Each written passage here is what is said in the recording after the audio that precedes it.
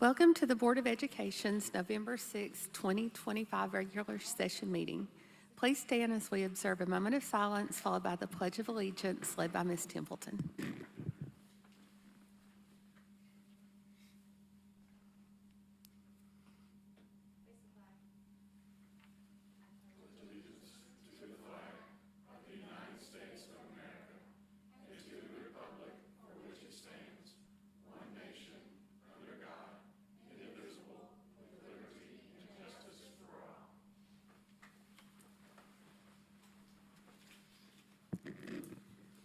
Thank you, Ms. Templeton. And Ms. Henderson will be arriving shortly. She is running just a little bit late tonight. We do have a few announcements. Several board members will be attending the TSBA Leadership Conference and Annual Convention, November 13th through the 16th in Nashville. And we look forward to attending those trainings and sessions. A policy review meeting is scheduled for November 21st at 10 a.m. in this boardroom. And just a reminder that our December work session will be held on Monday, December 1st, with the regular session following on Thursday, December 4th.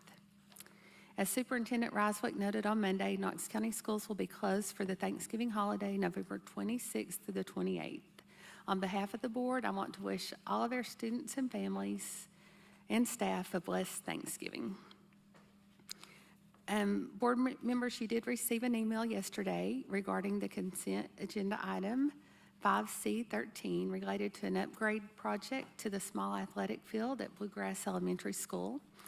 Unfortunately, the terms of the agreement were unable to be finalized, so that item has been withdrawn for this month. Also, I would like to move item 9C to just before board policies on the agenda, because we do have someone from the county here to speak to that if anyone has any questions. Finance Director Chris Caldwell is here. So with that, are there any other changes to the agenda? So we have a motion and a second. All in favor? Oh, wait, don't vote yet. I think we have a public forum speaker on one of these items. Is that right, for the consent agenda? Oh, this is just the agenda, okay. All in favor, say aye. Okay. All right, Ms. Coatney. Yes, you're right. Yeah. Item 5, consent agenda. So we have a motion and a second, and now we have a public forum speaker, correct?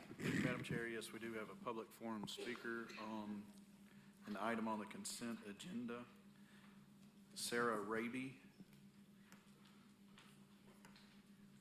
Sarah, if you could just state your name and county residence, you'll have 3 minutes. Okay.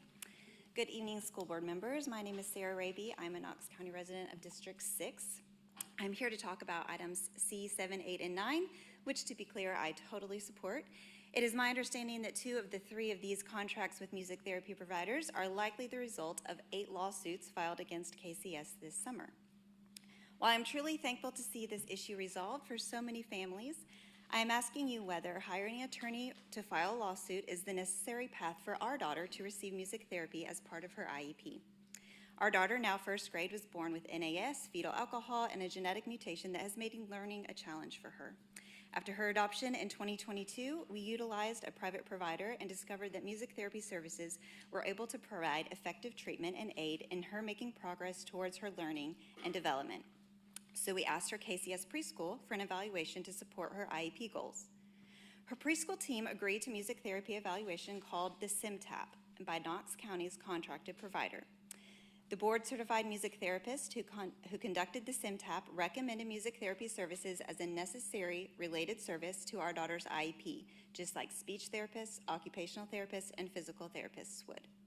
However, Knox County punted the decision from preschool to kindergarten, claiming they would need time to review the findings over the summer of 2024. At the start of our daughter's kindergarten year, administrative staff came into our IEP meeting without ever meeting our child or even reading the evaluation. They asked for more time to review and said, no, we are not providing this related service. Only when we pushed back did they propose a trial period. They conducted the trial. The data clearly showed that music therapy was a necessary service, and yet again, the service was denied.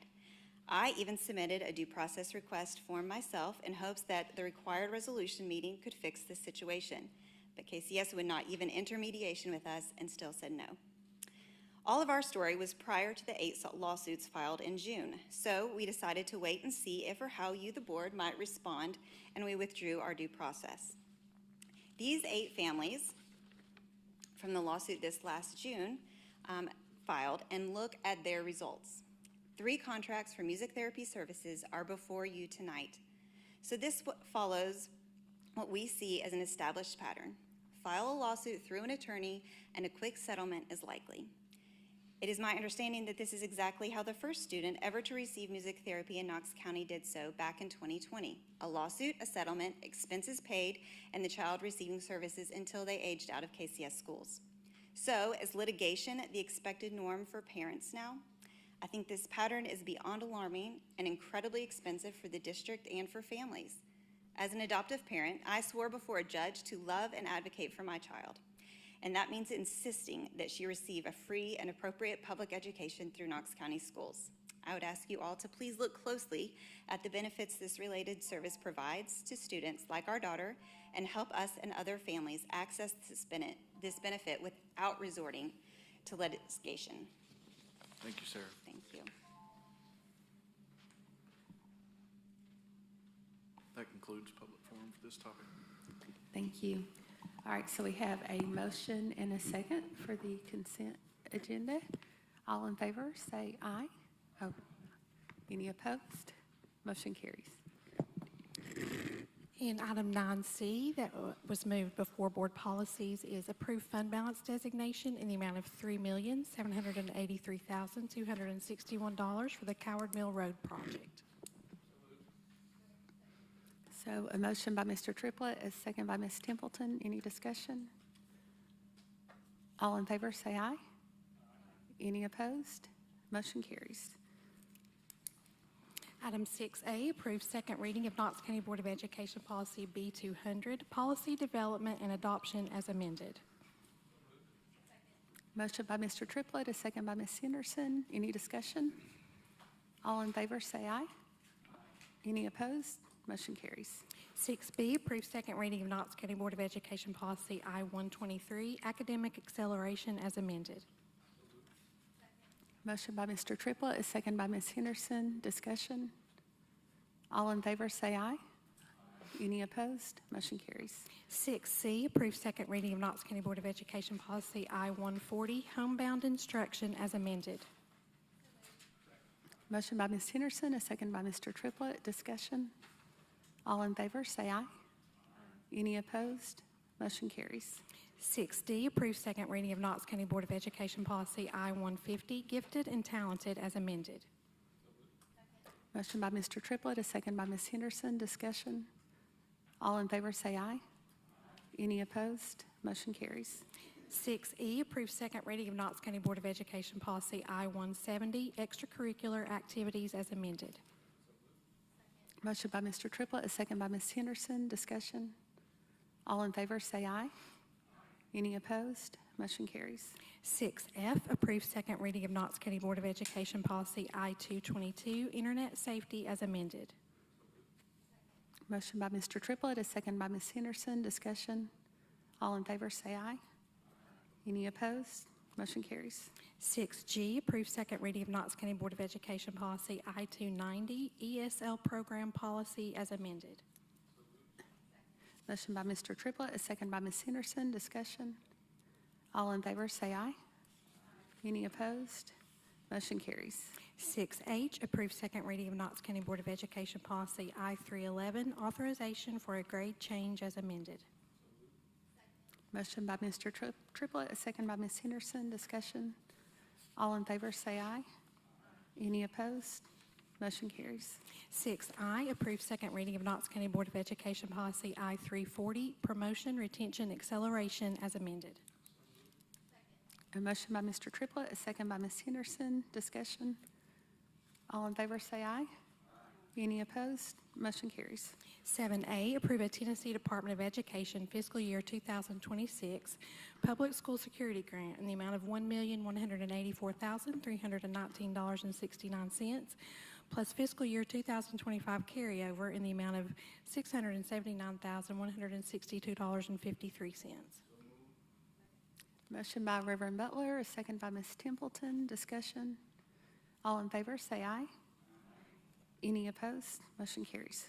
7B, approve Tennessee Department of Education occupational educator scholarships in the amount of $25,200 for eligible candidates in the Knox County Schools Educator Preparation Program. A motion by Reverend Butler, a second by Ms. Templeton. Discussion. All in favor, say aye. Any opposed? Motion carries. 7C, approve National Endowment for the Arts grant in the amount of $20,000 for staff salaries and benefits, professional development, and artist fees and supplies. A motion by Reverend Butler, a second by Ms. Spike. Any discussion? All in favor, say aye.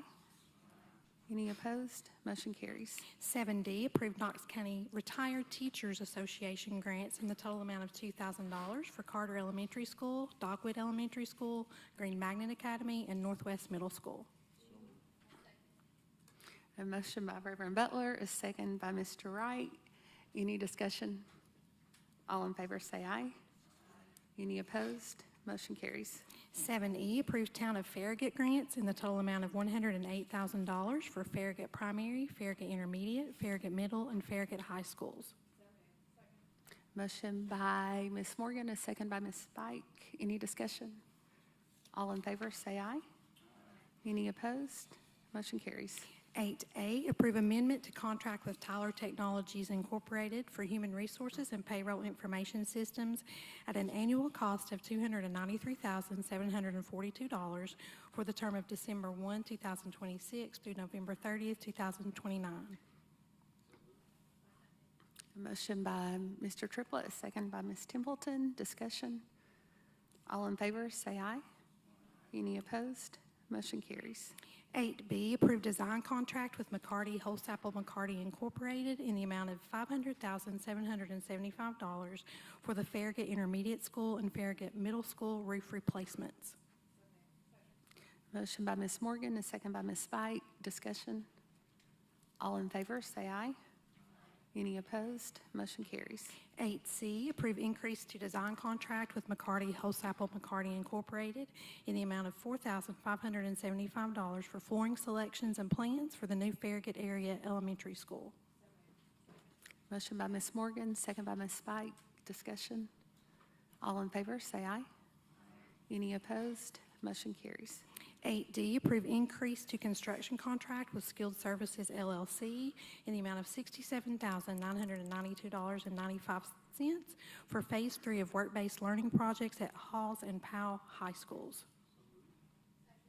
Motion by Mr. Triplett, a second by Ms. Henderson. Discussion. All in favor, say aye. Any opposed? Motion carries. 9A, approve 2025-2026 Tennessee Investment in Student Achievement Accountability Report. Motion by Reverend Butler, second by Mr. Triplett. Discussion. All in favor, say aye. Any opposed? Motion carries. 9B, approve fiscal year 2026 budget line item transfers for the period of July 1st, 2025 through September 30th, 2025 in the amount of $839,327. Motion by Ms. Fontenot Ridley, a second by Reverend Butler. Discussion. All in favor, say aye. Any opposed? Motion carries. 9D, approve fund balance designation in the amount of $130,071 for UT Tower construction. A motion by Reverend Butler, a second by Ms. Templeton. Discussion. All in favor, say aye. Any opposed? Motion carries. 9E, approve appointment of school turnaround committee. Motion by Ms. Henderson, a second by Mr. Triplett. Discussion. All in favor, say aye. Any opposed? Motion carries. 9F, approve proposed 2025-2026 annual action plan for Knox County Schools. Motion by Ms. Fontenot Ridley, a second by Mr. Wright. Discussion. All in favor, say aye. Any opposed? Motion carries. All right. Moving on to public forum, Mr. Wright. Thank you, Madam Chair. We've got, looks like 6 public forum speakers tonight. Just remind you to state your name, county of residence. You'll have 3 minutes. First on the list, I've got Kate McGuckin.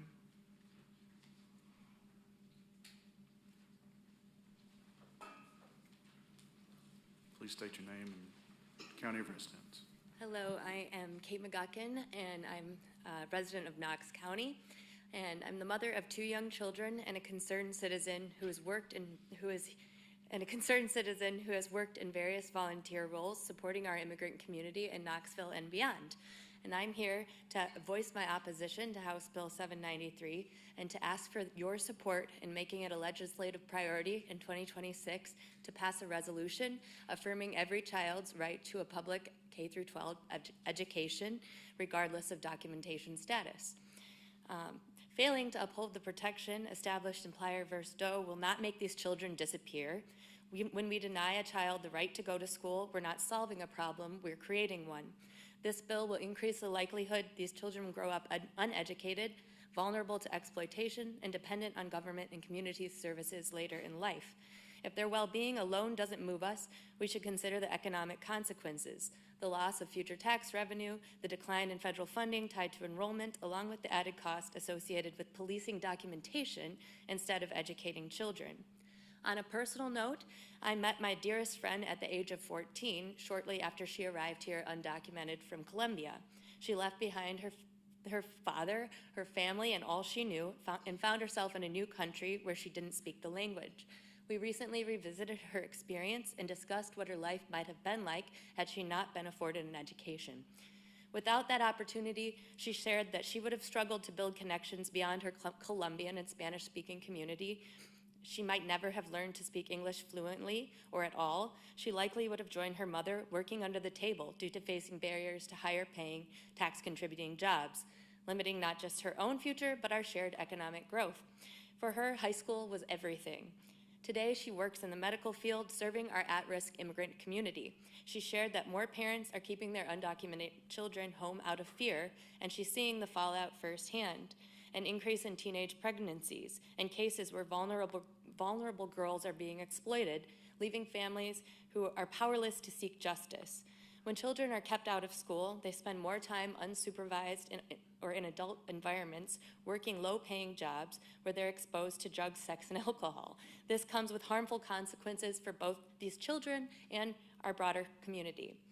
We should do everything in our power to protect children from having to grow up too quickly, from being trapped by the weight of circumstances they did not create, and let's not hold them responsible for the decisions of adults.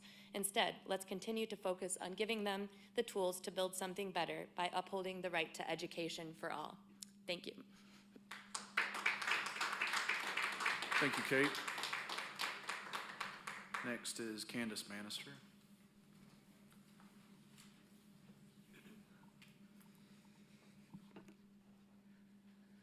Candace Bannister, Knox County resident. To pick up where I left off last month, KCS had been made aware of the inappropriate behaviors of the very admin who bullied and abused our son from his previous school. That staff put together a binder full of their concerns. You had this information, yet you simply moved him to a new building, giving him access to our son. This admin did not undergo training to correct the issues raised. He was not put on leave. He was not investigated. He was not held accountable, nor was he reinstated as an AP with a seasoned admin for retraining. He was simply moved from one building to another with no corrective action. This is on you, on a system which failed to do its due diligence, and in doing nothing, you put my child in the line of this admin's documented bullying and abusive behavior.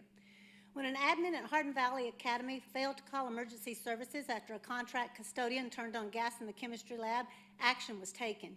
He did not purposely put his students in danger. He likely failed to follow a policy in an emergency situation, but his intent was never to cause harm to anyone. Still, he was put on paid leave for 6 months while an investigation took place. He was dropped back to an AP and sent to work with a seasoned admin who apparently is your go-to guy. I believe all of us feel the fact that the board chair at that time had children in the Hardin Valley feeder played an important role in your immediate and thorough actions following that very frightening event. And honestly, Good for the board chair to encourage appropriate action if that's what she did, and good for you for doing the right thing. Too bad for Will, his mom was just a second grade teacher and not on the school board. Let's imagine after that contract custodian turned on the gas at HVA, you found out there had been safety concerns regarding him and other places he had worked that had been reported to the contract company. Let's just say his behavior had been reported 43 times in writing, but the company had decided not to initiate an investigation on him, yet still sent him to that school knowing what had been reported to them. Let's say as recently as a year and a half ago, there were still people who wanted the leadership to know some things about him, but the leadership of the contract company didn't want to listen and even said that person had a clean record. Thank God no one was hurt that day at Hardin Valley, because it could have been disastrous, and you did your due diligence. However, in our high school, under our admin, 6 students died by suicide, and you have done nothing. You finally moved him downtown after the 6th student died, but that's it. You waited 5 years, gave him a very prominent leadership position, and refused to even hear what 8 people still wanted you to know.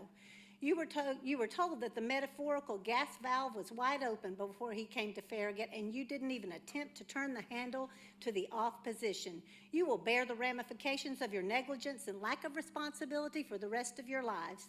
My family and I will endure the loss of our son for the rest of ours.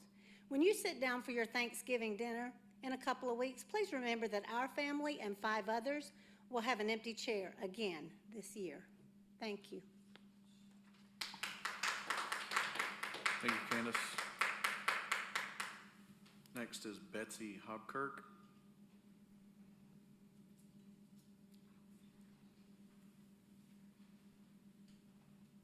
Not here? All right. Next is Julian Aponte. I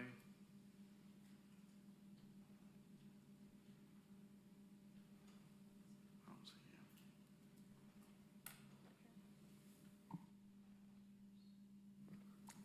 Sorry. So that's the end of, or do we have another one? Yeah, 2.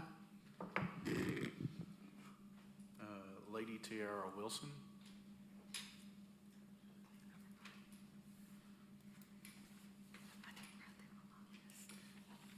Please state your name and county residence. You'll have 3 minutes.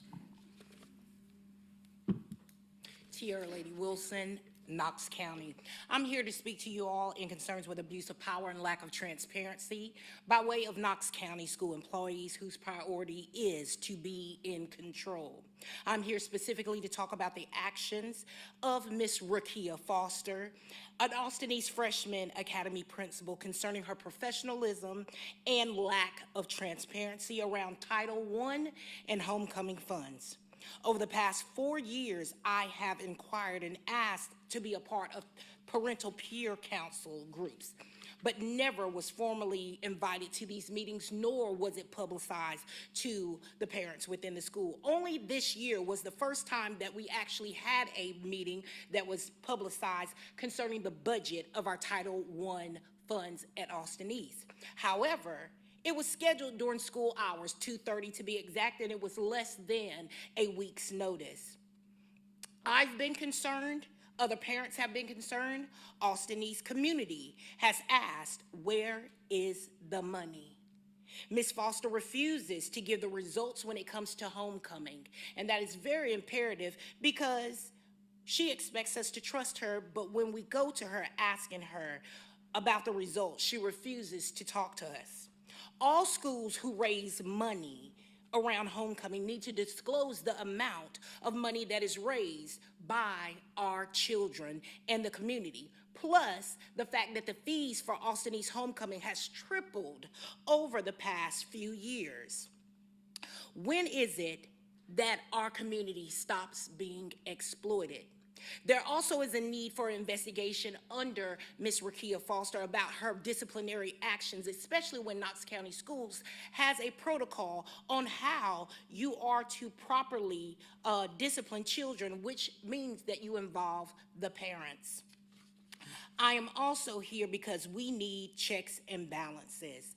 Because of people like Rakia Foster, whose primary focus is abuse of power, what she does is then goes and takes out orders of protection, or in my case, because I did a Facebook post, now I'm being charged for harassment. How is it that you can have people who are in leadership, but they cannot talk to parents, and then we have no choice but to go onto the internet to let our voices be known? Then we get harassed, then we're harassing. And so I come before you all to say, hey, if you are gonna have people in leadership, make sure that the leaders actually do what they're supposed to do and quit abusing their power and misusing our children and exploiting us. Because in Austin East, so many of us feel like we should know how much money is being raised. If I give money to a nonprofit, you know what I get back? A letter and a thank you and a result of how much money is being raised. So I ask that you all would definitely investigate this. Thank you. Thank you, Tiara. Next is Ellen Monroe. Ellen, please state your name and county of residence. You'll have 3 minutes.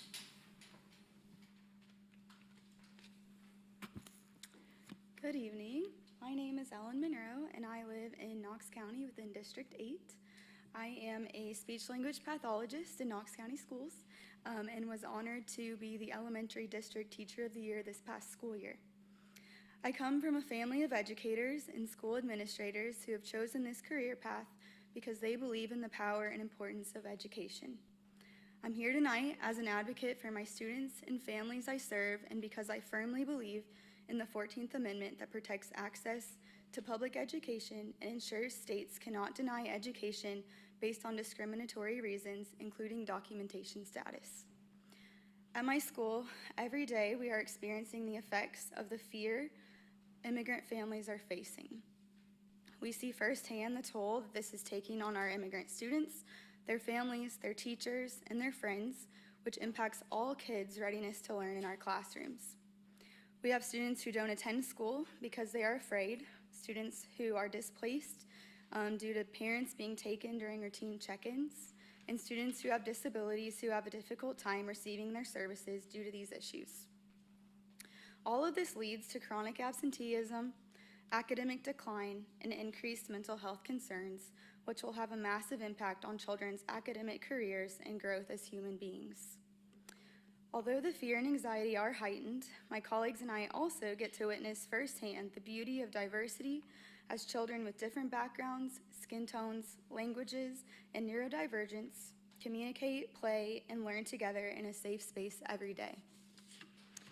People who reside in Knox County pay the same amount of taxes, regardless of their documentation status, which means that everyone is contributing to fund our public schools.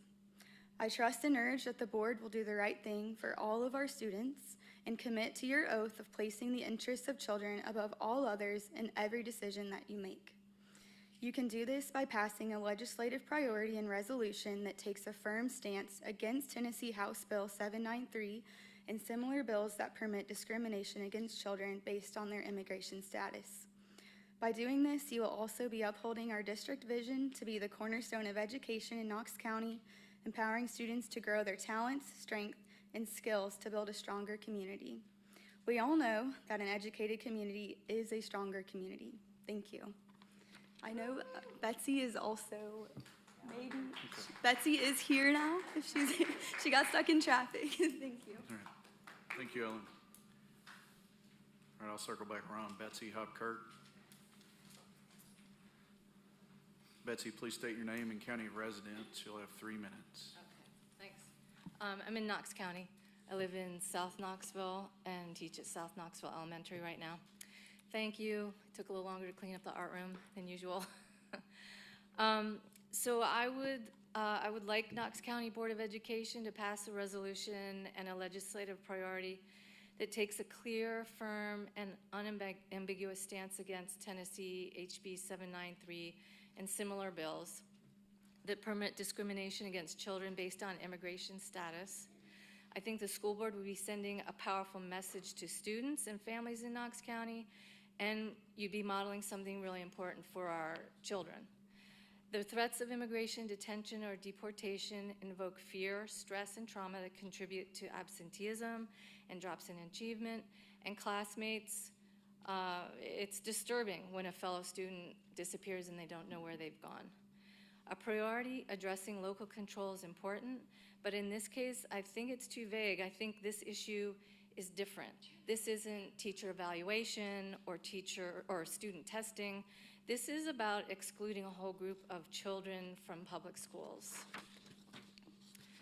I was recently looking through the KCS website and came across the Office of School Culture page, where I found this quote: "When we focus on attention on social and emotional well-being of every student and adult, actively valuing each individual and looking for ways to include all voices in the success of a school, powerful effects ensue.